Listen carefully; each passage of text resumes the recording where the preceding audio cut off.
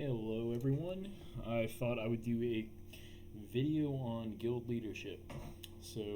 This will be one of a series of videos with the intent of helping guild leadership, guild officers, everybody get started and figure out their lanes in hopefully an effective way. I'll communicate some experiences that we've had, some of the policies we've set, and hopefully it just helps everybody get moving and build strong guilds where people don't burn out.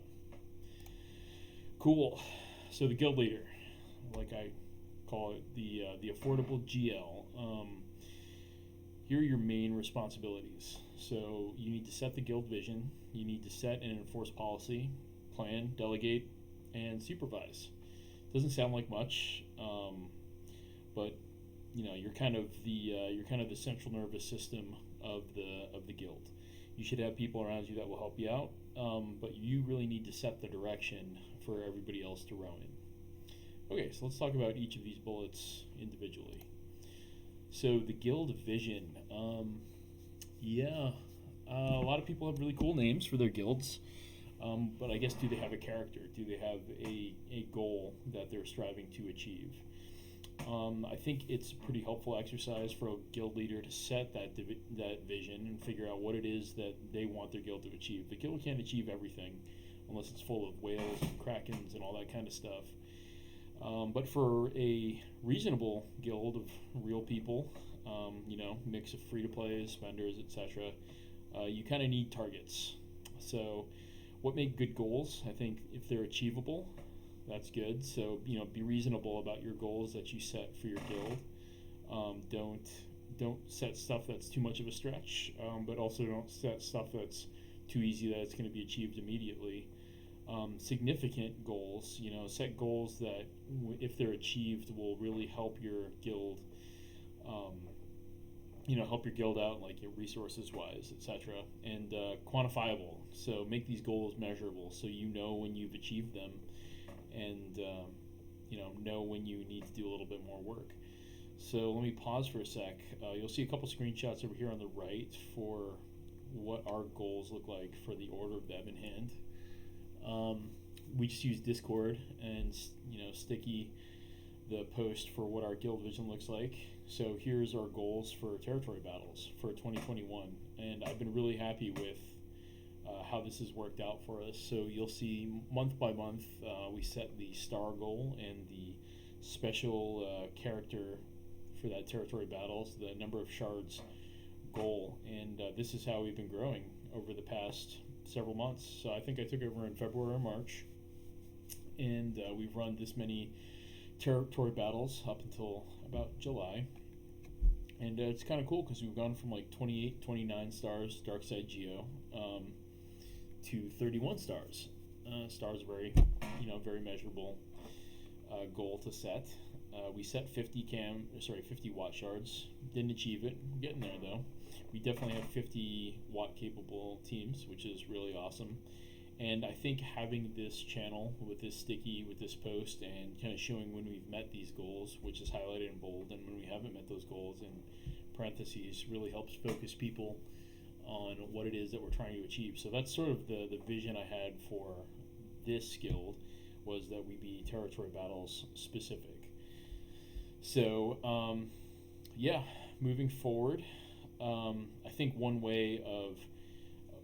reason that you set this vision is so that you can recognize people and express gratitude. I think expressing gratitude for your players helps keep them around, makes them feel appreciated, and recognizing the people that are doing a good job. You don't really have many ways of rewarding people in this game.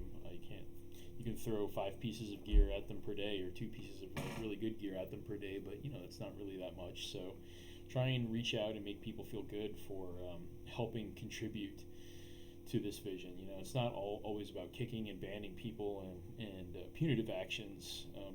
You definitely need a carrot to go with the stick, and I prefer a better, more recognition than punishment. So what's the result of having a vision? Esprit de corps. So you start to build that character for your group of people, and motivation. You give people something outside of getting a certain team to shoot for.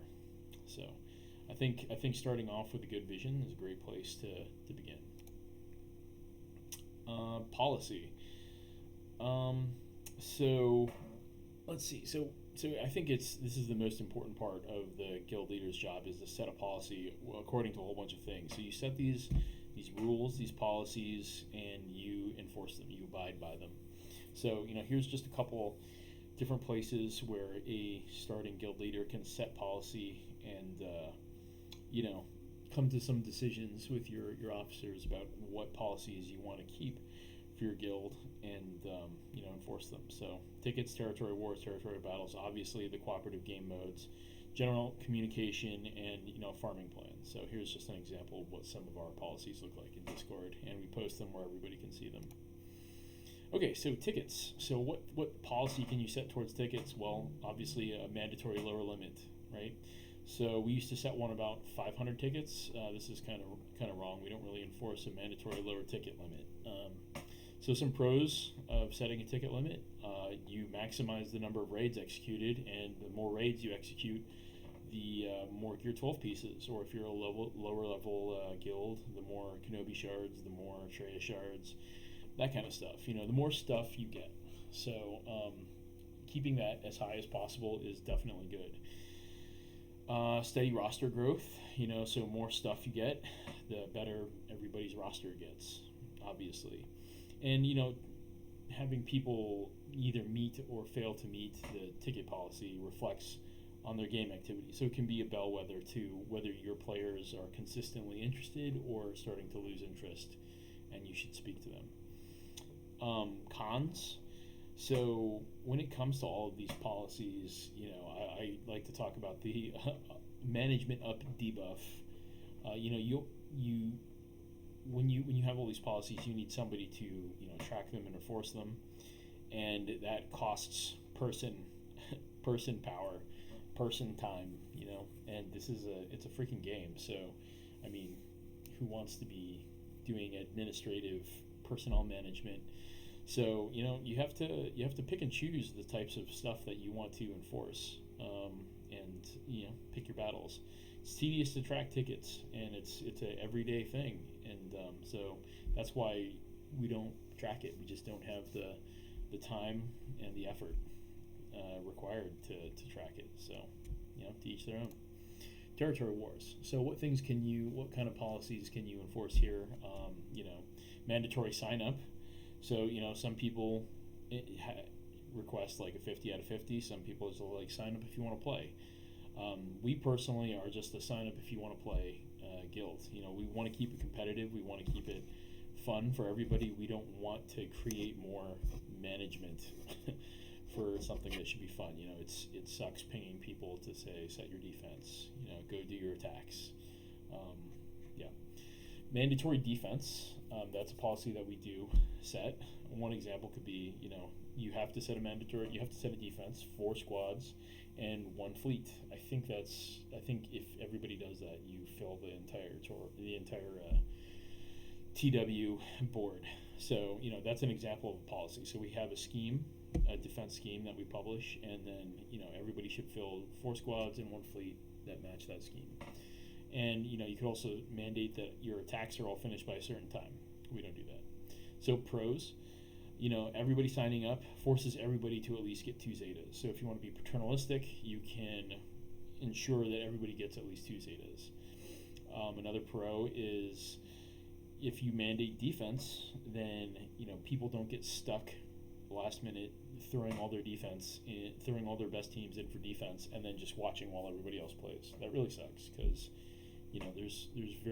there's only a certain sadistic fun that you can get out of watching your defense get holds, and it's a lot more fun to get in there and have these Star Wars legends smack the crap out of each other with lightsabers. So you preserve as much of that as possible by mandating defense. And if you were to set a time for your attacks being finished by, then you prevent the need for last minute heroics. So if everybody holds to that policy, then you don't have officers out there that are pinging everybody, hey, I see that you have an attack, to go get some banners. Cons, again, there's this general management up debuff. You have to apply more person attention to it, which is not cool. Mandatory sign up can also, drastically decrease your ability to win. Some people call it sandbagging. I don't get that. It's they have some sort of matchmaking algorithm that signs you up against somebody with a similar signed up GP. So that should all be evened out. But it can make it difficult, especially if you're bringing in people that don't like the game mode, and then you have to push them. It's just not fun. Again, this game is really not about personnel management, and you want it to be as little about personnel management as possible. You want it to be about playing the freaking game. Yeah, so without further ado, let's go into territory battle. So this is kind of like our bread and butter. This is what we enjoy and focus on. A couple levers that you can manipulate. Minimum GP deploy. So if you don't know what that means, go into like the stats. That's kind of like an officer's best friend, and everybody's GP deployed per phase should be, in our opinion, should be the minimum of their roster GP at the time. You can track that. You can get a general idea. You can look and see whether, if you're a guild with an average GP of, 4.5 million, and you see somebody's only deployed like 100,000 GP for that phase and it's about to end, then, that's somebody you need to get a hold of and fix them. Minimum combat mission attempts, if you're like trying to squeeze out stars and stuff like that and hit those levels, then you can track the minimum combat mission attempts. So just making sure that people are playing, right? We don't enforce that. And being special character mission shard capable. So in the case of Darkside Geo, Watt, Lightside Geo, Cam, right? So we do enforce that. So we have a policy that, we just passed by July 31st. No, we're going to pass by July 31st. Everybody needs to be Watt capable, have a Watt capable team. So that's we're about to check that box. We are now 50 out of 50 Watt capable. It's amazing. And we hope by December 31st to be 50 out of 50 Cam capable, but it's a little bit of a stretch, right? So some pros, minimum GP deploy helps achieve territory battle stars. So, as long as everybody's at least deploying everything, then you can, start moving forward. Hopefully they're getting combat missions, obviously, but, at the very least, they should use their entire roster. Sometimes that's not possible when, you're a really high-powered guild and you're blasting through the first phases of Darkside Geo or Darkside Hoth or something like that, and, the phase is just finished by a few people before you can keep going. So that's kind of a drawback, and you don't want to be too punitive on people because of that happening.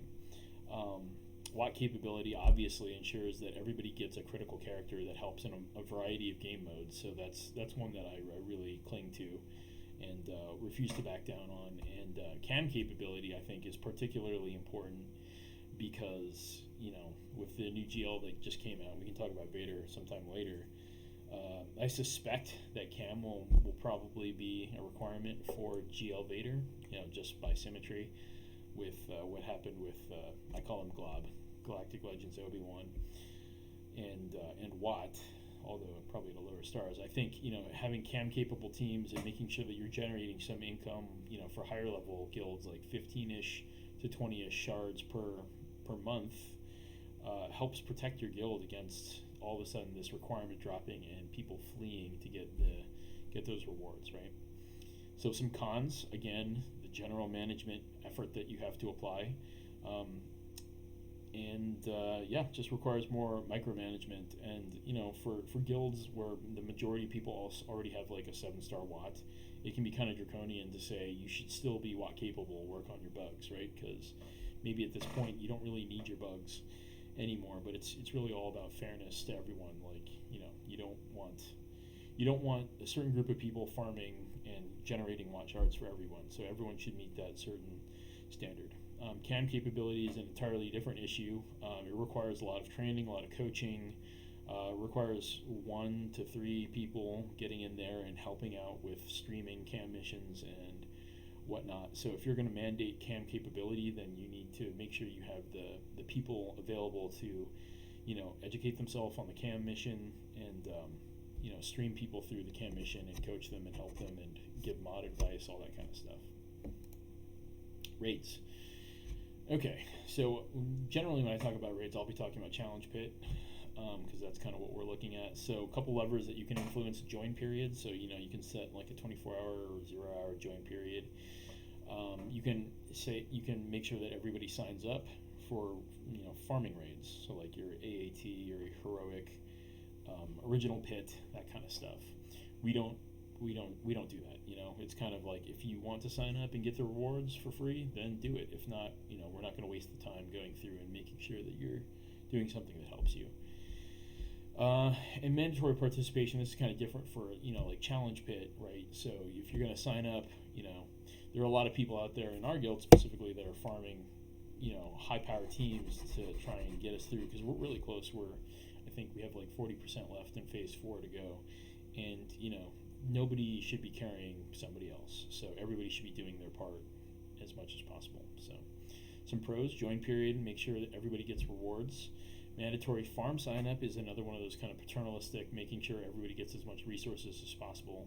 Mandatory participation it's for CPIT, it's a lot of the guilds in our range, like 280 mil, it's mandatory if you want to finish the raid ultimately. So I guess the pro there is that you beat challenge pit, and you have to do it 49 more times, and you get it on farm. So some cons, again, with stuff like forcing people to get rewards, it's authoritarian, and for the more casual guilds, that's probably not going to fly. People are going to start looking for other homes at that point, so not cool. And again, it requires more tracking and oversight, which you have a finite amount of that as a guild leader, so you need to divide it according to priorities. Comps. Okay, so this one's pretty important, especially with other game modes like challenge pit, when you're calling out different phases and stuff like that, telling them to go. There's a couple levers that you can influence. Your individual guildie's response time to mentions in Discord. We don't regulate that at all. It's just like we're gonna ping you, and hopefully you see the message. Response time in app. So if I really need to get a hold of you, like hey, you've got this really cool team in challenge pit, please use it in this phase, and then we have a chance of beating this stupid raid once and for all. You could set a limit on that, or like a Discord DM, and set a limit on that. Say they need to respond to you in 24 hours, otherwise that's some sort of demerit or something bad. You're on the list. Presence in Discord, that's another one. Discord, Slack, WhatsApp, who cares what it is. You can have that be a lever, a policy that you set. Pros, obviously, enhances coordination. There's nothing much to be said about that. Cons, some people don't want to talk to other people, and that's entirely cool. You probably don't want to mandate something like everybody should send like 3 messages a day. It's a little much. But for critical things, you might want to really key in on those specific communications issues. Like, you need to be around for, like, if we issue territory wars orders, like, we have a channel for TW defense assignments, you need to read it, or like we put out announcements, you should react to it, that kind of thing. So be specific about your communications policies. Farming plan. So not everybody has this. I'm sure it's pretty controversial. You can have farming plans for territory battles, territory wars, and raids. So particularly challenge pit. So we have them for territory battles, we have them for raids, but we don't bother farming for territory wars. We're not really super PvP competitive. So this is kind of an example of what our farming plan looks like. And this is developed as we go through territory battles, we go through raids, and we kind of find out what teams do we still need to increase in power level or generate more of throughout the guild. So here we just set specific milestones for dates by which you should shoot to have those specific teams. So like, for example, Geos, that was to get our Watt Shard. The Newt team, I think that's for the special mission, get to special mission in like phase 1. Galactic Republic, we want everybody by Halloween to have like a Padme team. It's great for light side Geo, it's great for challenge pit, etc., etc., etc., etc. And you can also pick like specific ships and characters that you notice you have a hard time platooning. For like you lower level guilds that aren't maybe maxing out or getting close to maxing out dark side Geo or Hoth or something like that. If you notice that you have a lot of platoons that are lacking critical characters, then you can put these on the farming plan, and you're not asking your guildmates to get them up to relic 8, but you're asking them at least to star them up to a certain level so that they can be platooned. And this works well if you have people that are flying rebel fleets and they don't have negotiator, or they don't want to use negotiator, or whatever the deal is. Have them farm stuff like BTLV Y-wing so that they can platoon it, and then other negotiator fleets can fly it, that sort of thing. So, give them, empower them with a farming plan. You can either make it, mandatory. You can make it like a guide, whatever the case may be, and put it out there, empower them to help them farm, and let them fit that into whatever it is that they're doing on their roster. So pros, obviously, when you're going through territory battles, territory wars, challenge pit, when you're identifying these specific places, you can start to quantify how much you're moving forward in that for that goal. Cons are, it's tough. If you say this player needed to farm this Y-wing by this date, then you need to go back and check and see how they're doing. And it takes a lot of micromanagement, right? You don't have that much effort to. And players don't like it too. Like they don't want to farm like stupid Y-wings that maybe they're not using if they like, Grievous or something like that, or they don't want to farm Plo Koon because he's trash. So, you have to be judicious in your use of a farming plan and try to pick stuff that overlaps with common meta teams, and don't push it too hard, because you can have a really good guildie that just doesn't want to farm Rex, and that's not worth losing somebody over. So cool. Enforcement. So the whole idea about setting all these policies is that it's a contract, right? You're saying, I need you to do all of these things. And the part of the contract is, if you do all of these things, then you are good to go, right? So if you get them to agree to this contract, you set this policy, you have everybody come in and thumbs up it, right? So that's a common tactic that we use, is we set the policy in Discord, everybody thumbs up it, boom. That's basically your digital signature is applied, right? Legally binding, I'll see you in court. Once they do that, then you should not kick them out of your guild. So, you've got, it's like for us, we have like a 4 million GP player that is doing everything that we ask them to, and they're free to play, and they're working on like their Darth Revan or whatever the case is, and a 5 GL 9 million account comes out and wants to join Evan Hand. Like, no, at that point you shouldn't kick them. It's about fairness and consistency. You set these policies and you have to abide by them. You can't punish people for checking all the boxes, right? First thing you should do if somebody is not checking a box is you should do the right thing and reach out to them and say, hey, you're not checking this box. You're aware of the policies, yes? Adjust it. And the only really punitive action that you can take as a guild leader is to kick somebody, right? So the best thing to do is to have a bench of people that want to get in. And if you have that bench of people that want to get in, then my last step, yeet, right? Send that person packing and get the new person in, right? You want to minimize visibility of your lost GP, right? You don't want people to think that there's some sort of exodus out of your guild. You want to have somebody step in right quick. Keep that 50 out of 50, right? So your best ability to enforce your policy is to have recruitment officers recruiting constantly. Always be recruiting, as Michael Scott said. All right, so planning, right? So you do the planning, your officers do the execution. Okay, that's just our model. That is probably a pretty good model, right? You're the guild leader, you're the brains. And they're the limbs, okay? So what kind of planning do you have to do? You have to plan for territory wars. You have to set the schedule, you have to set the defensive strategy, and on the fly you have to come up with the attack plan. The schedule and the strategy, you can do those ahead of time. You could set them in Discord like we do, pin them to a channel, boom, done forever. Don't have to worry about it afterwards. Then it's just when Territory Wars comes up, somebody posts it in-app or in Discord, whatever the case is, and then you set the attack plan according to what you see. I'm not going to get into the specifics of that now. I'm just saying that you can do the schedule of when people are going to do what, set their defenses by or do their attacks by, and you can set who's deploying what where ahead of time. Once that's done, then there's no more planning necessary there. You can just, keep going. You can get into more advanced stuff like, DSR botting the new guild, or researching them in hot utils or guild compare and stuff like that. If you want to add, if you have the capacity for extra work in that field.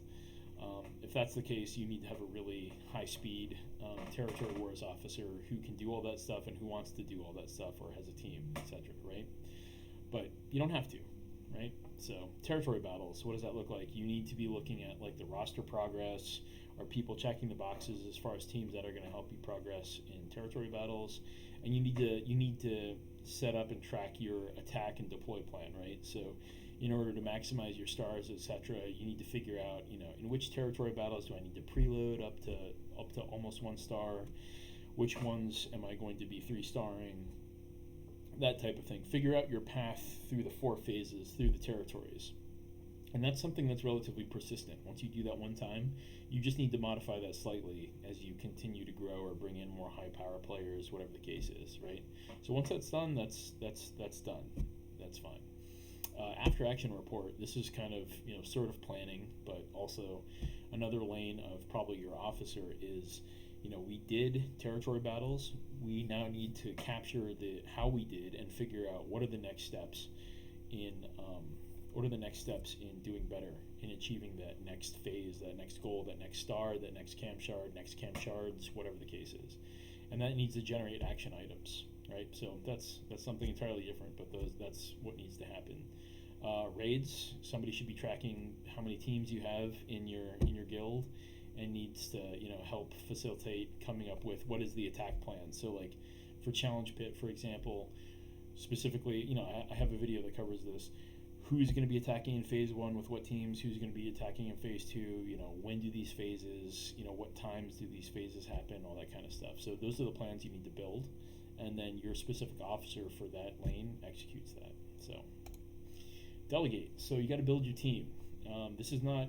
You can do this yourself. You probably don't want to do this yourself. So I think the most important officer that you can have is a recruitment officer, right? So get those recruitment officers out there, bringing in more people, talking to more people, especially if you're rebuilding or you need to kind of revector a guild towards a certain character or a certain composition. Then your recruitment officers are essential. Again, as I said before, your ability to recruit is your ability to enforce your policy. Okay, alliance liaison. If you're part of an alliance, then you need to have that. I like to have officers for each territory battle. So that gives them only 1 territory battle to handle each month. If you have a farming plan, you should probably put an officer in charge of that. Territory wars, officer in charge of that. Call them sonar officers, because those are officers that simply exist to, in each game mode, find zeros, people who aren't contributing, and say, hey, go do this, hey, go do this. Okay, sonar officer.